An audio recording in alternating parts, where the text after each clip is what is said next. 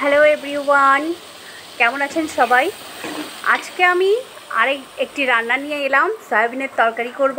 তো সয়াবিনগুলো সিদ্ধ করে ভেজে নিয়েছি। এখন কড়াইতে তেল দিয়ে আলুগুলো ভেজে নিচ্ছি।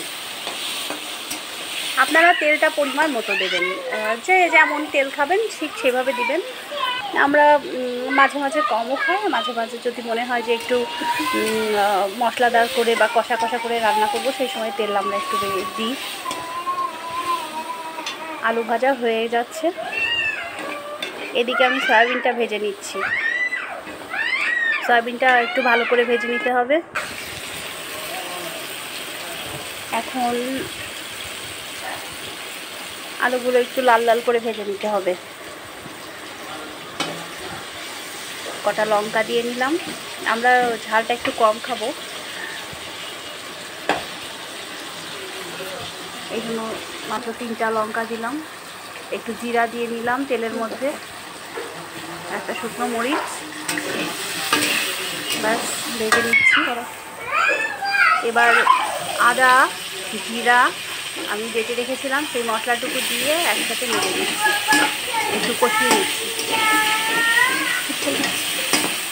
ব্যাস ভালো করে কষানো হয়ে গেলে এবার সয়াবিনগুলো একসাথে দিয়ে ভালো করে কষিয়ে নেব মশলার সহিত।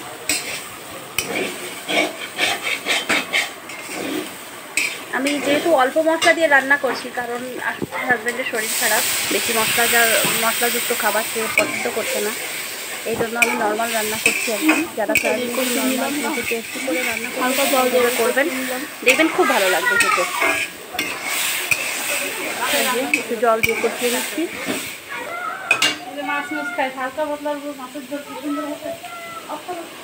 কষানো হয়ে গেছে, এবার আমি জল দিয়ে দিব।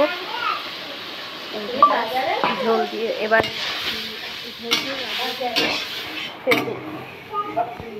একটু জল দিয়ে কষিয়ে নিয়ে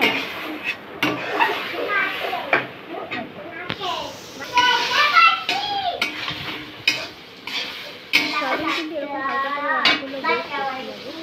সয়াবিন অনেক রকম করে রান্না করা যায়, আমার কাছে এরকমটাও ভালো লাগে, অনেক ভালো লাগে। নর্মাল রান্না কিন্তু খুব সুন্দর লাগে। ঢেকে দিলাম।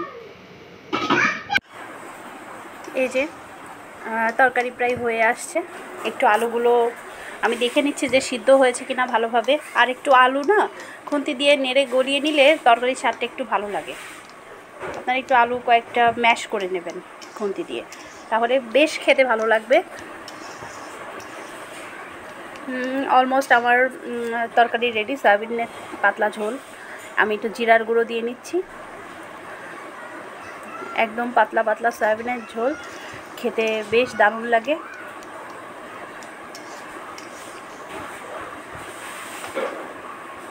রান্না হয়ে গেছে, এখন আমি গ্যাসটা অফ করে দিব। আপনারা সবাই